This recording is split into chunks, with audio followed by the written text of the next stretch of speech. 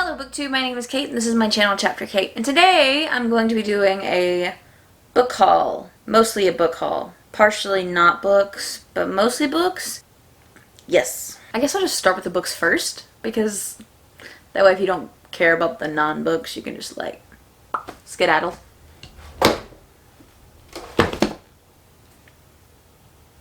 So the first book is Children of Blood and Bone by Tomi Adeyemi. If you have never read this book, it is based on West African mythology. There are these different people with different kind of elemental powers and other type of powers. If you like Avatar, The Last Airbender, and that sort of universe, you might like the magic system in this as well. I really like the relationships between characters. I like the character building. I like the plot. I've already read this. I've already had this. I got me a new copy because I gave my copy to my best friend. So I'm getting this one now, or I got this one now? Yes. It's great. It's really awesome.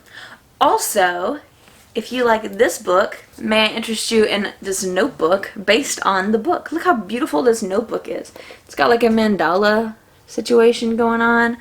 Oh, it's so beautiful. This is a Children of Blood and Bone journal. And like if you look through it, it's also got some like quotes from the characters and it's really cool. The reason I felt the need to mention this is because this was designed by Olivia from I Live You for Books. Olivia is a booktuber who does a lot of book to facing videos and they're so like peaceful and awesome to watch. And I just think it was so cool that Olivia got recognized for her talent and got to collaborate on this notebook. You can find it at Barnes & Noble. I found this one just in the same spot or like right beside Children of Blood and Bone, the books themselves. So. And then back to the books. And next I have Arch Nemesis, and this is by Marissa Meyer. This is the Renegades series. I don't know if it's a trilogy or a quadrilogy or a duology. I think there's at least 3 or 4 of these. This is the sequel to Renegades. That's what I just said. Yes. And Renegades, basically, it's like a superhero book. It's superheroes. They're all superheroes. But it primarily focuses on 2 main characters. There's a girl with kind of a bad past and a guy with kind of a he's a good past, I guess. And, you know, there's just a lot of complicated, like, who am I? Am I good? Am I bad? Am I whatever? You know, just all that good inner turmoil kind of stuff. There's action. If you like comic books and you want more books that feel like comic books,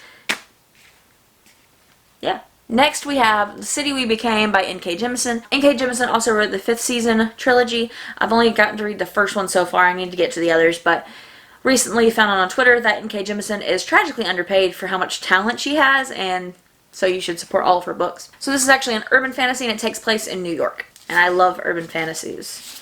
They are one of my favorite types of fantasies. It kind of looks like this is like a multiple main character, multiple perspective sort of book, just from like reading the synopsis and stuff. But one of the characters is a grad student, and it talks about him getting off of a train or a bus, some sort of public transport. We don't have public transport here. Train! He got off the train, he doesn't remember who he is, which sounds a lot like Dissociative Fugue. It's a whole thing. So I like that trope a lot, and so I'm going to be interested. And plus, Neil Gaiman blurbed it, and N.K. Jemisin's writing is just really interesting to me. She's a very rich world builder. I also feel like a black light over this would like look really cool because it's all like neon and whatnot. So next is I'm Lying. Wait, I always get confused with this cover because it's like half of them are upside down. So I'm Telling the Truth, But I'm Lying, and this is by Basse Ipke. I've been saying Ipke this whole time. Oh no, wait, which is the... I'm bad at stuff. This is I'm Telling the Truth, But I'm Lying by Basse Ipke. This is actually a collection of essays on the author's life. And this talks about her life as a Nigerian-American immigrant, a black woman, a mother, a slam poet, and her mental health struggles with diagnosis of bipolar II disorder and anxiety. But I primarily got this because I actually had a patient of mine recommend it to me. I work in an inpatient psychiatric facility, and I had a patient who was like, you should totally read this book. It's about someone that has bipolar disorder. And I was like, yeah, I should. And I don't usually disclose to my patients that I also have bipolar disorder. Basse Ipke actually has bipolar II disorder, I have bipolar I, but for the most part the experiences are the same. So I'm actually excited to read this. I don't read a lot of nonfiction, but primarily the nonfiction I do read is like memoirs, biographies, psychology, neurology type stuff. So next I have Welcome to Night Vale by Joseph Fink and Jeffrey Cranor. I have already read this book as well. I just wanted a hardback version of it because it has a really like pretty inside. And so yeah, but this was a 5-star read for me. I actually read this book for the Monster-a-thon, which is a readathon that takes place the entire month of September. It's all about monsters and paranormal creatures and all that good stuff. I created it and hosted it with a ton of my friends, so it's really fun. It'll be coming back this year if you want to participate. But Night Vale, if you're familiar with the podcast, this takes place in the same town. It's not just the podcast written down. Those books I also have, though. There are a couple of books that are just podcast episodes written or typed, whatever. But this is actually in the same town, and it's just a whole story on its own, and it's really, really interesting, and it's really weird, and just kind of hilarious, and it's one of a kind reading experience. The next book is The Afterlife of Holly Chase, and this is by Cynthia Hand. I told somebody that my favorite Christmas story was A Christmas Carol, and it's a great story because it's ghost stories, but also Christmas, and Christmas is my favorite thing ever. So, and the tagline on the top is "Every Scrooge deserves a second chance." And I'm not entirely sure if the main character is a ghost or has experienced the same thing as Ebenezer Scrooge by being visited by ghosts.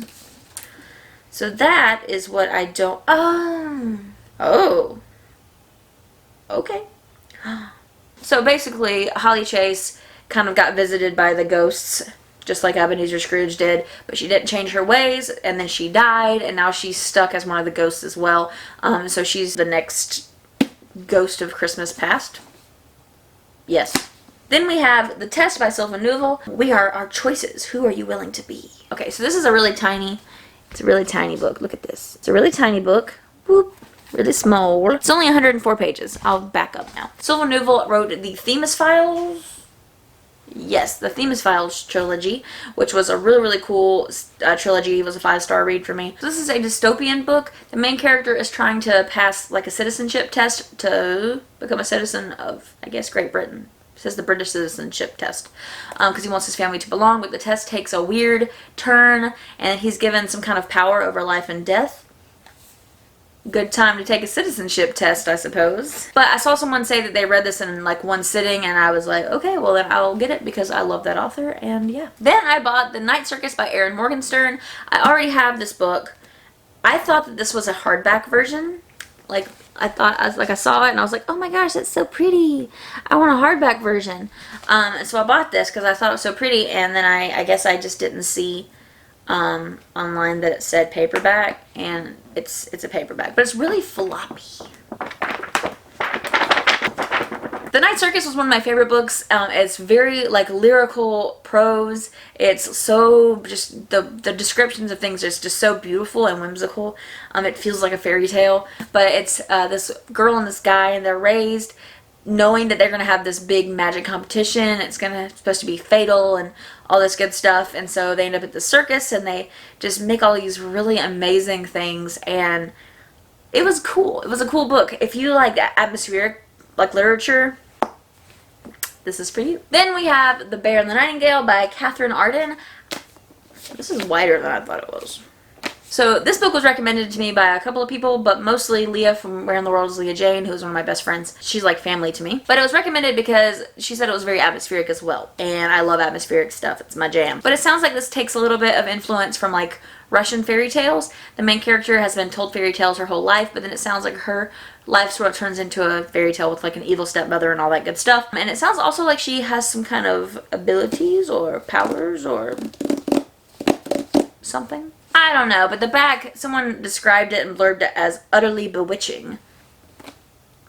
I'm ready to be bewitched. Thank you very much. The next book is A Cathedral of Myth and Bone. This is by Kat Howard. Kat Howard wrote my favorite book, An Unkindness of Magicians, that I talk about a lot on here because it's beautiful and amazing and you should read it. But this book is 16 stories, and it's about women that are sort of in the background of these stories that are centered around these specific men, and it kind of rewrites their history, and it kind of gives them a voice and a chance to shine in whatever situation it is. But there's 16 different stories in here. But she's a very like magical writer. When I read An Unkindness of Magicians, I love the way that she gave her characters so much power, and not only in like magic power, but also just their personality was so powerful and their presence was so powerful that yeah, I'm excited to read this. Then I got The Southern Book Club's Guide to Slaying Vampires. This is by Grady Hendrix. Grady Hendrix wrote Horror Store, which I cannot say. and also wrote We Sold Our Souls. He writes a lot of kind of like funny horror books. I don't really like scary stories, but if you make it funny, I'm okay with it. I really liked Horror Store, so I'm hoping I'll like this as well. And plus, I saw peaches on it, and I was like, I live in the South, and I live in South Carolina, where peaches are everywhere. And then, like, I was looking at the book, and I saw that it was, you can kind of see that it's green, so I was like, oh, I want to see the cover. And then it said, Town of Mount Pleasant Public Library, South Carolina on it, and on this little corner stamp thing. And I was like, that takes place in my state. So I felt that I have to read it. I've seen a couple of reviews being posted. I haven't watched them all the way through because I wanted to kind of go into it with my own perspective that's not influenced by other things at first.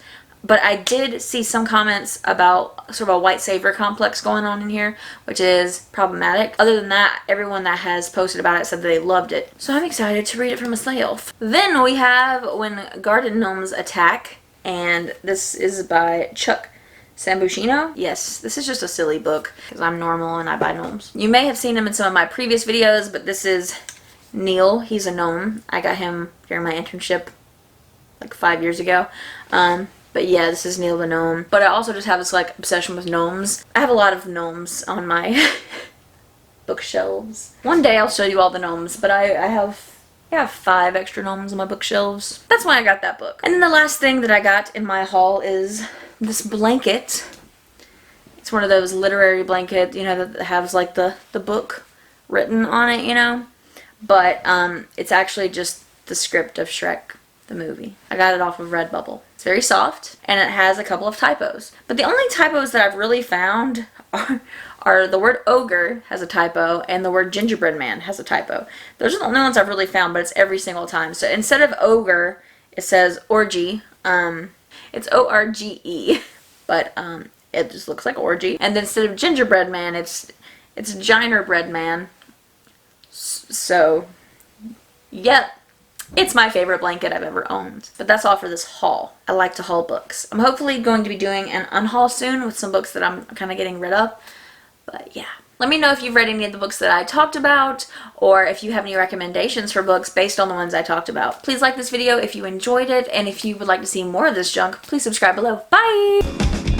Tripping over shadows and I'm drowning in the night.